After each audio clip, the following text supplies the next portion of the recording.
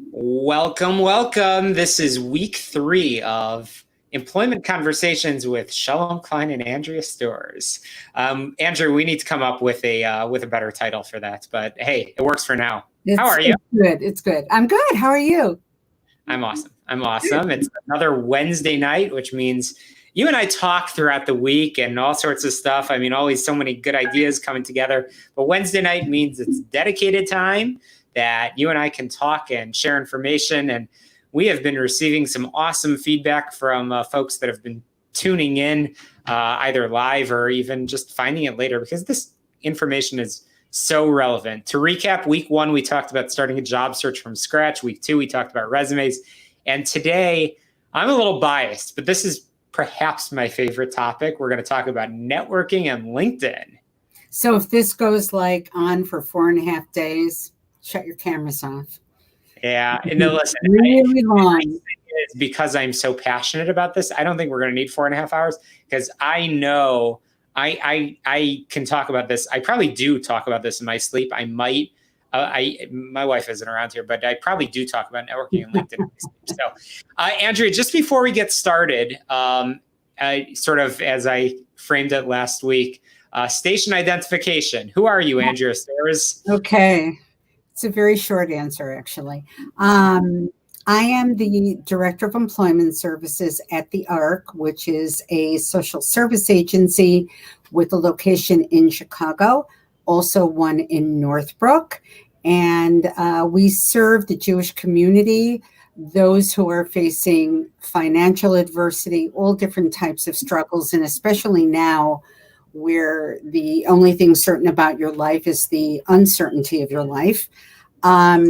We're a one-stop shop. We provide all different types of services, be it financial. If you can't pay a water bill, come to us, talk to us. We have a medical clinic. We have a dental clinic. We have a clinic for optometry.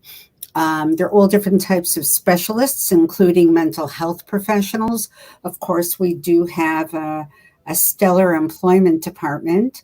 And all you have to do is call the ARC, go through a very, very simple intake, and let us help you. Everything is free. All the services are free. And you may not need it, but you definitely know someone who does. So please spread the word. We are more than happy to help. I'm also the owner of a career service called ADMS Inc. And obviously, I am also very passionate about the whole employment world. And that's who I am. It's very impressive, because you are helping so many people. This is a tough time, which is why we are doing these conversations. Please, if you find any of this information relevant, please share it with a friend, a colleague, a neighbor, a family member. We all know somebody that's been impacted. Coronavirus and just in general, the tough situation, which is the employment market, continues to affect everybody. So do your part by watching this, by sharing this. We are going to take a couple of weeks off, but over the coming weeks, we're going to be sharing a lot more information. So make sure you tune in and subscribe and all that good stuff. And I've been Andrea, I've been sharing the audio of these conversations as a podcast, so you can actually find it on Spotify, on Google, Apple Podcasts, all that good stuff. So this information is relevant, and hopefully you are finding it helpful. Email us, get in touch with us, get in touch with the ARC, arcchicago.org, me through my website, shalomklein.com. We're all very easily accessible, so let us know. So with that in mind, Andrea, I teased this before, but networking on LinkedIn is sort of my thing. So with that in mind, I tortured you last week with the lightning round of questions on your resume, because that's your thing. I'm actually going to get in the hot seat right here in my standing desk. I'm in the hot seat. Andrea, you're in charge now. You ready? Okay. So, in today's market, it's very difficult to know what is the strongest way to approach an employer? What is the most productive way to conduct a job search? And I'm sure all of you are overwhelmed and inundated with what the right answer is. There is no one right answer. Just like people think, well, if I have a strong LinkedIn, I don't really need a strong resume. That's absolutely not correct. And I'm going to fire some questions at Shalom and see if he can answer them correctly. I have no doubt. Okay, Shalom, here we go. What is the difference between a resume and a LinkedIn profile? D, none of the above. No, it's totally and completely different. Totally and completely different. Often you'll use some of the same verbiage from your resume, and it can be used on your LinkedIn too. I mean, you are who you are. You shouldn't have a resume that's talking about a different person than what's being shared on LinkedIn. But the reality is that LinkedIn, for most people, assuming you're not on the FBI's 10 most wanted list, when every employer, every person, let's just face it, we're all stalkers, every person is going to Google your name, especially when you're on the job market. And hopefully LinkedIn will be the first result that pops up. For most people, that is the case. It is your online resume to an extent, but in reality, it should be very different than your resume. Your LinkedIn gives you the opportunity to expand a little bit more. I mean, we talked last week about resumes. We talked about the misconceptions of, resume being 2 pages or 1 page or all that sort of stuff. LinkedIn is very different. LinkedIn, first of all, gives you the opportunity. It actually encourages in the current iteration of LinkedIn, and LinkedIn is constantly evolving, to link to, let's say, your accomplishments. Let's say you are in public relations and you want to link to some of the stories that you've promoted. LinkedIn gives you the opportunity to actually provide those links, to upload media, to put up pictures, to link to YouTube videos, all that sort of good stuff. LinkedIn encourages you to highlight your expertise, to be endorsed for your QuickBooks skills or your WordPress skills or your Facebook skills or whatever the case may be. You also have the ability to put in recommendations. I'll just say it. I'm proud of this. I have over 100 people that have recommended me on LinkedIn. On your resume, if you shared and circulated a resume that had 100, testimonials, people would say, "You are nuts. You are crazy. We didn't ask for a portfolio on our first date with you. That's nuts." So there are similarities. There are more differences than there are similarities. Ultimately, generally speaking, yes, you are going to put a lot of the same experiences on your LinkedIn and on your resume. LinkedIn, you'll probably go a little bit further back than your resume because there's really no limit in terms of space.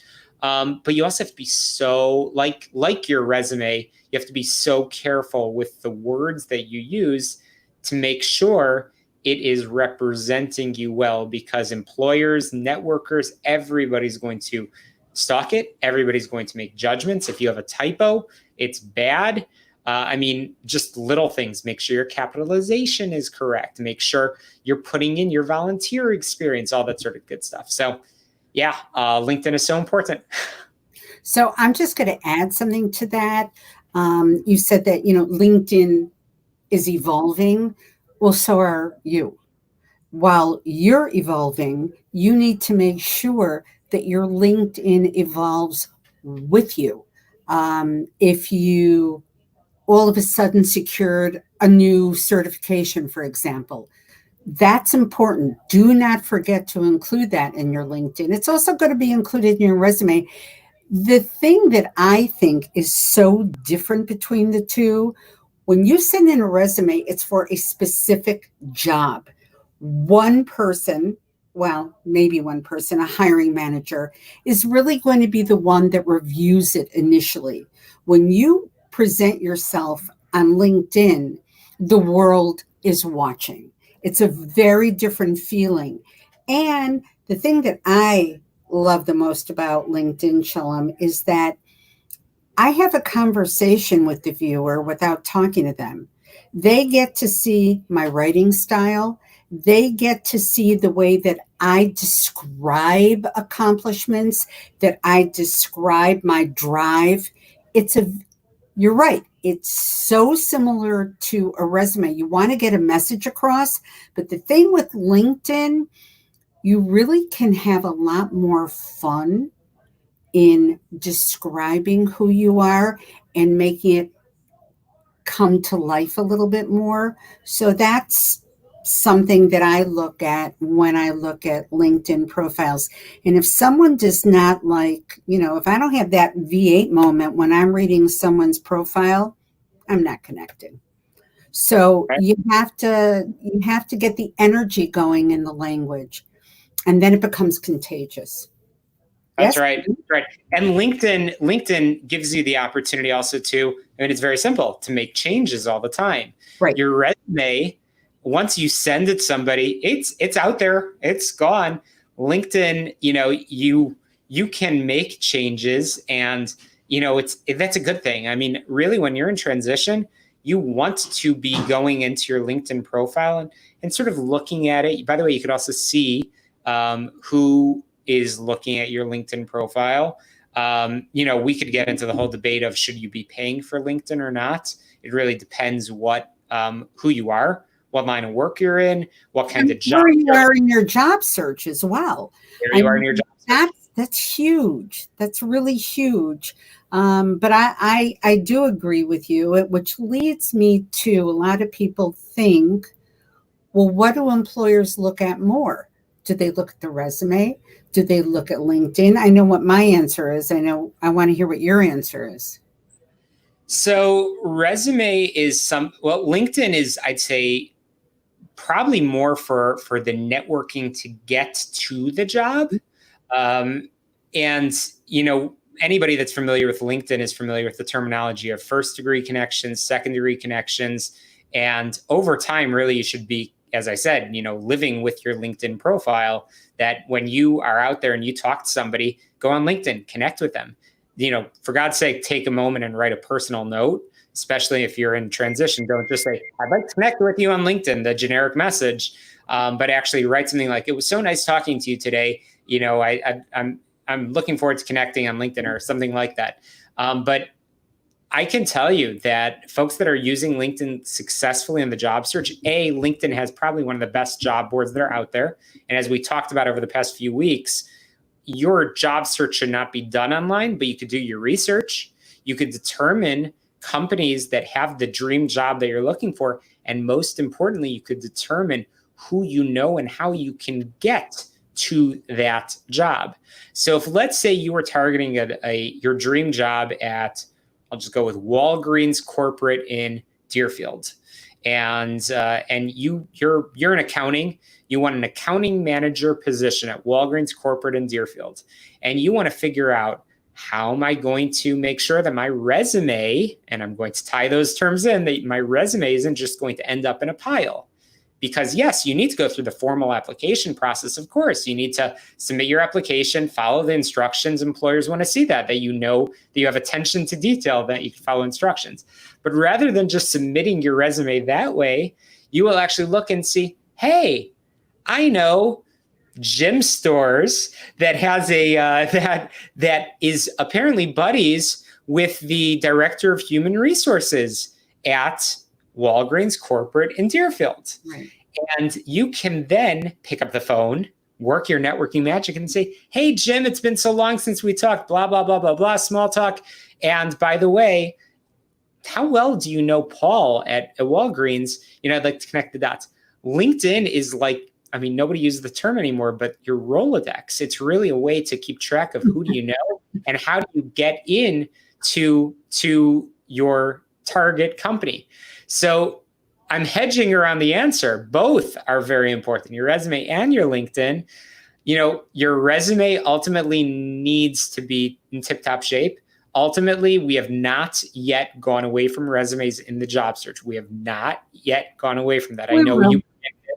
We will, I know, but right now you still submit your resume. You'll still come prepared with a beautiful printed copy of your resume to an interview, or at least if we ever go back to in-person interviews. For the moment, you need to have a resume on the Zoom screen, I guess. But your LinkedIn is ultimately how you're going to get your foot in the door. And mark my words, I guarantee it, employers are going to find you on LinkedIn to see who else do you know. Every job is about selling these days. Even if you're not in sales, every job is about selling. They want to see who do you know and how good is it going to be for the company. That's just how it is. Well, I agree. I think that each entity has its own purpose and its own importance. It also depends what kind of industry you're looking at to work in. If it's an old school type of situation, LinkedIn may not be the most important. I'm not saying that it's not going to be looked at, but the younger companies, they're the ones who probably will glance at a resume just to get a snapshot, and then they will go to your LinkedIn. Because one thing I really want to stress to you, and Shalom touched on this, they're going to see your communication skill. If you cannot communicate well on who you are, what you bring to a table, they're not going to really pay much attention to you. So, Shalom said this before. I couldn't agree more. You have to be very careful with the language you choose. So, with that being said, LinkedIn is living right next door, if not in the same building, with networking. It's all kind of this incredible montage, and it's almost like this tie-dye t-shirt where one thing bleeds into another. But something I want to say before I ask you a question, Shalom, I don't think, even though networking has been the buzzword for the past 10 years or more, I don't think people, not everyone, has a true understanding of what networking is. Networking is not going to an event, getting business cards, and thinking you're going to get a job from someone. That's not what it is. In terms of networking, while using LinkedIn as the professional social platform, and that's basically what it is, when you put people up against the wall, and this is where the written word is so important, and you just start a conversation with, I'm out of work. I see that you work at ABC. Do you know anyone? Can you help me? Some people might respond to that. Most people are like, whoa, I don't know this guy really. You have to know how to schmooze. That's just the truth. If Uncle Joe has a business and you're out of work and you go up to Uncle Joe and say, Uncle Joe, I really need a job.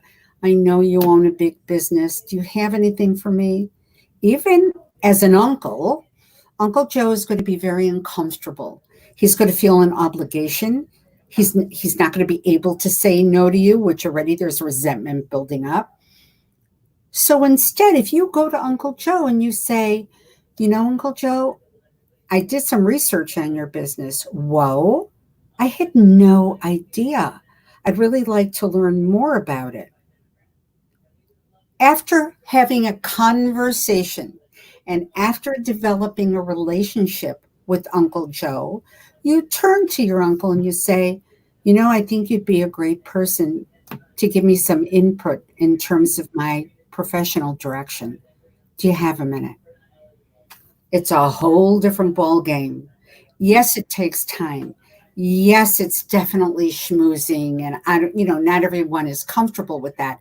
You have to find your own style of not making people uncomfortable with your request.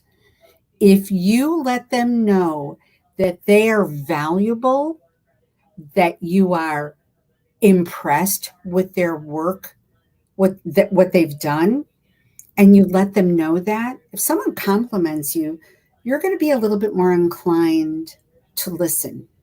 So that's something I just wanted to get out there.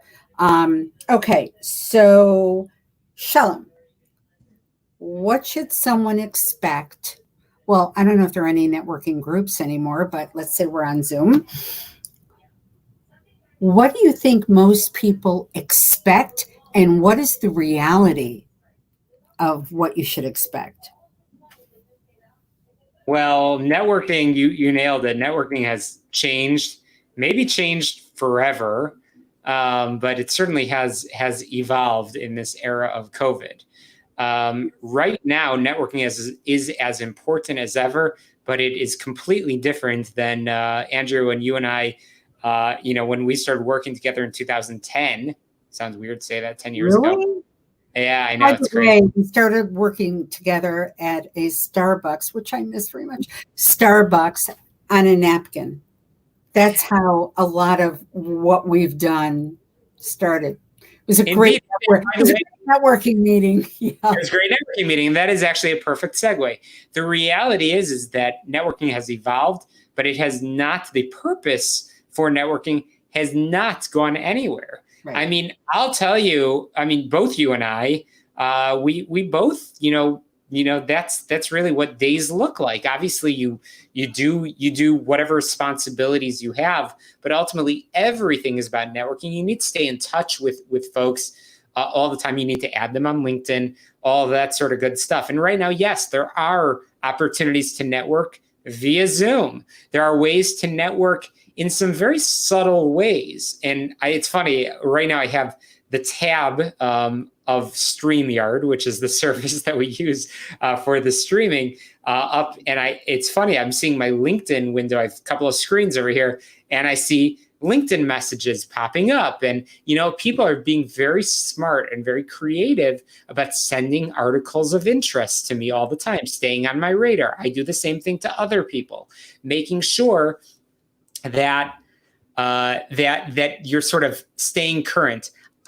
Finding times. This goes back to actually like making phone calls. I mean, it's funny, a year or two ago, you and I would have both said, oh my God, nobody wants to talk to each other. It's all text and email. Suddenly there's a revival of actual phone conversations and actually video conversations. Right. So this is a period that you need to network and that you need to use all of the tools. And I emphasize and underline those words, tools in your tool shed, like LinkedIn, like Facebook. And by the way, Facebook is actually, I probably would have not have agreed with this a year ago.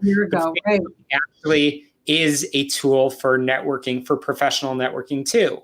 Obviously, you need to realize that and make sure that if you are trying to use it to touch with people professionally, then nobody needs to see pictures of that vacation that you sorely miss out in the Bahamas of you in your bathing suit. Nobody, that should not be there. But yes, I mean, you should, when you see something that people post, you should comment. You should say, hey, that's awesome. Congratulations. Maybe we could catch up and talk about that. So networking is very different than it was. I think there will be a return at some point to the networking events that was. I do think that it's, I was just talking to somebody earlier today about all you can eat buffets. And, there are those that just miss everything that was. And they're going to, push. There probably will be some networking events, but I think that what we're seeing is a whole new opportunity of how you can network, and how you can maintain relationships. And I just want to end that with just one final thought on that. Networking is both the maintenance of existing relationships as well as the creation and the development of new relationships. If all you're doing every day is you're just talking to the same people that you know, and by the way, that's wonderful. I mean, good for you. You're already way ahead of the curve of you are actually staying in touch with people. That's awesome. That's fantastic. Hopefully, if you're doing it right and you're using sort of that conversation piece of actually being really clear, this goes back to our past 2 weeks of conversations where you're saying, when I'm talking to you, Andrea, I'm trying to get into Walgreens corporate in Deerfield, and I'm actually being very articulate, very clear on who I am, what I do, who I'm looking to meet. People want to help. People want to open doors. Andrea, most likely you're going to say, assuming you still like me, you're going to say, hey, Shalom, yeah, no problem. Thanks for being so crystal clear about that. Yeah, let me see if my friend over there is still at Walgreens. Let me see if I can make that connection. Your goal should be growing your, again, I'm using that term again, Rolodex, but growing your LinkedIn network and trying to meet new people. I mean, every single day, I practice what I preach. Every day I'm talking to new people all the time. And that means these are people that I can't wait to have coffee with at Starbucks over a napkin and a pen and paper and whatever when things get back to normal. It is so surreal to be meeting people and not doing it in person. You know, as you're talking, I'm seeing this image of young people who they don't want to walk across the room to be with another group because they're comfortable in their own clique. And it's the same conversation over and over and over again. And that's what's going to happen if you don't step out of your comfort zone. It's not easy reaching out to people that you really don't know.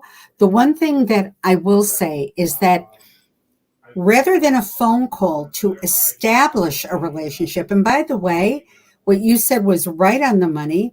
Networking is all about the relationship. It's not about getting a job. It's about getting the relationship to help you in the direction of getting the job. And if you don't kind of spread your wings a little bit, it's not going to happen. You're not going to pick up a phone and call someone that you don't know. But the thing about COVID-19, and I'm not saying it's a positive thing because there's nothing positive about it. This is the time to go through your contacts, see where there's even a remote connection. All you have to do is say, I see we're connected. I don't believe we've ever really communicated. Hope all is well, blah, blah, blah. And then hopefully you will also get a response. That is the development. That is the beginning of the relationship. And then it's really a partnership to, as Shalom said, develop it and then maintain it. One thing I always tell my clients, when they have a very strong background, especially in a specific area, I always say, did you have a relationship with one of your bosses at your past position? And they go, oh yeah, I really got along with my supervisor at company ABC. I said, reach out, say hello, see how they're doing, start the relationship. Ex-bosses, ex-supervisors, providing you have a positive relationship with them, they know who you are in a professional capacity. And if you had a strong relationship with them, they may be able to say, oh, there is a position available at. You have to kind of start in your own backyard and then go forward. So, Andrea, I want to touch on just to sort of summarize a couple of those, I think, really, really important things. The things that I would say is, if you remember nothing else, remember this.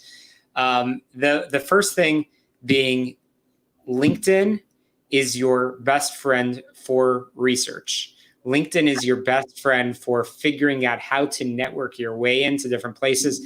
I mean, I use it for so many things, and I have to say, I tell people to stalk me. And this, by the way, leads into the second and final thing of if you remember nothing else, remember this.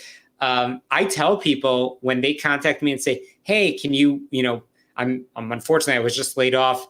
I'm networking for my next job. I tell people, stalk my LinkedIn, go through my contacts and tell me, based on what you're looking for, tell me who I might know and the connections that I might be able to make. And so people that are, and I know I'm not unique in that, that, you know, people want to help. You just have to make it easy for them to help. So That's LinkedIn, right. awesome for networking.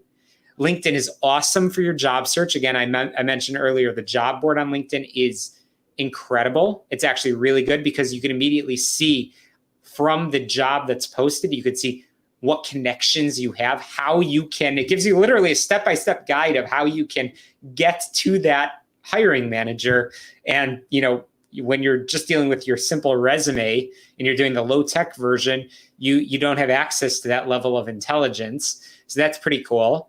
Again, the second thing that I wanted to say is be crystal clear. This really is sort of a point from the other week, but be crystal clear on who you are.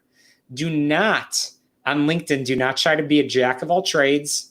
Do not in person meaning on Zoom or on phone calls, don't be all over the place and say, I'm just looking for a job. Okay, welcome to the club along with the other millions and millions of people that are also looking for a job. Tell people how they can help you, and they will do it. And so use LinkedIn, network, talk to people, get recommendations, use LinkedIn to its full potential. Get recommendations on your LinkedIn page, get endorsed for different skills, fill it in as much as possible, because mark my words, people are going to be stalking your LinkedIn. They're going to see where you have volunteered. Have you been active? Have you been really doing professional development and really growing as a professional? If you do these things, you're going to be setting yourself apart big time from so many others that are out there. Andrea, what you talk to your clients all the time. What are some of the questions that you hear? What are some of the features? And like we said, LinkedIn evolves, and some of the LinkedIn updates are stupid. I'll tell you that. They're stupid and they make no sense. And then usually they're pulled. The features are pulled a few weeks or a few months after they're rolled out. What are some of the things that you've heard of what has worked well and what has not? So the main problem with people feeling confident with their LinkedIn is exactly what we've been saying kind of throughout. If you don't know who you are and you don't have a direction, do not write a LinkedIn profile until you have it. Once you have it, then it's really good to sit down with someone using your resume almost as a tour guide and expanding the information you have on a resume. So it gives it a facelift. It gives you a facelift. It gives you a little color. It gives you a little bit more energy. What you're doing is you're using factual information and turning it into a great chapter of your life. And I think people will be more apt to read something that has a direction. That is probably the biggest problem I have with clients. Once they, and this goes back to our first presentation about professional identity. So this is all connected. Everything is connected. They're all separate steps, but it's always connect the dots. So the best thing I've heard is that people really are much more comfortable reaching out and connecting with people via the written word. So it's short, it's sweet, and it's safe. From there, they gain the confidence to really grow the relationship, which that's a plus. But you got to know where to start, and you have to be brave enough to reach out. It's like, in another era where the boys had to ask the girls out. Girls were never expected to ask the boys out. But once the boy did it, he liked it. Asked out anyone he knew. You kind of grow a confidence. And I think that LinkedIn is a wonderful confidence builder because in many ways it's safe. The one thing I want to say to you is that you have to once you establish a relationship, This is also a plus, and it's an option that I have suggested to many clients who have taken me up on it, and they say it really is a very strong factor. You let the person know that aside from your skills, aside from your experience, aside from your achievements, it is the culture of the organization or the business and the role that you're going after that is a strong fit for who you are. You know, when someone says that, it's a strong statement because it lets the contact know that you've done your research and that it is the culture that really struck you. Well, if the culture really struck you and you are a strong fit, the rest is pretty easy. Sure. Yeah, 100%. So as we start to wrap up, make sure your LinkedIn is professional. Make sure you have a professional photo. That means make sure you have a photo, because I have seen profiles where there isn't one. Make sure you have a photo. Have an updated photo, because if you're ever seen on Zoom, and listen, we all like to be airbrushed. Oh my God. And on our cell phones, for sure, I use all the enhancements. I'm not stupid, but if I have this color hair now and walk into an interview or a Zoom interview with blonde hair, you know, you got to be careful. You have to be professional. You have to retain the professionalism at all times. And for all your college students, be careful what's on, although no college students really use Facebook that much anymore, but be careful because people can draw the wrong conclusions. That's a whole other thing. Indeed. Make sure you're maximizing your LinkedIn, but use LinkedIn as a tool. This is Absolutely. The same message that we conveyed in the past few weeks of all of these things. They're all just tools. Ultimately, no replacement for relationships, for actual networking. The low-hanging fruit are the contacts that you already have. So, Andrea, we are just about out of time. I don't want to bombard people with too much. In the coming weeks, we haven't already. Yeah. Okay.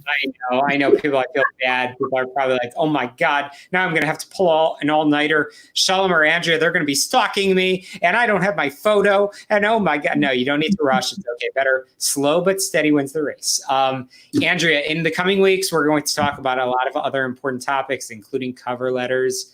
We're going to talk about a lot of the other tools that people can take advantage of. Any closing thoughts?